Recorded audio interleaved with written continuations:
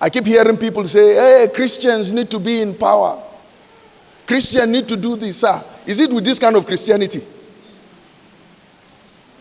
With this kind of Christianity is when we'll be in power.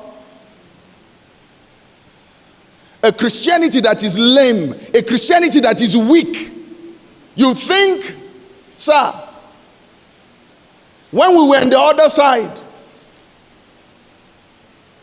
let me tell you first of all the physical side before we do the spiritual side. When we're on the other side, there is a statement. It's simple. You go anywhere, they tell you, Al-Muslim, Akul Muslim. Anywhere you go to, they will tell you a Muslim is the brother of a Muslim. I have shared with you here a terrible thing. I hate sharing it. I was sent by the Archbishop somewhere, and I got stranded on the way. I went to a church to go and tell them that they should, I want to spend the night there. I heard the pastor and the wife arguing inside. I told them, I said, look, I will not sleep in your house. I want to sleep in the church. Sir, they didn't allow me. I left that place and walked to a mosque. The only thing I said is, Assalamu alaikum. And he looked at me, he said, Mala. He said, Lafiya.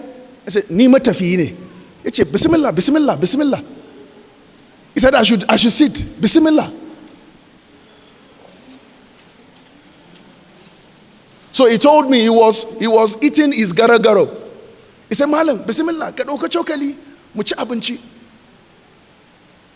Sir, we finished. He said, Malam, he said, Masalachin na muke kwana. In case say ko kwanta. Sir, I slept in the mosque. In the morning, before the early morning prayers, before he knows that it is not, I only say Salamu alaikum, I quickly step out. Sir, is it with that kind of Christianity are you thinking we can dismantle that force? Our self-centered, self-seeking, self-glorifying Christianity. A Christianity that only thinks about himself.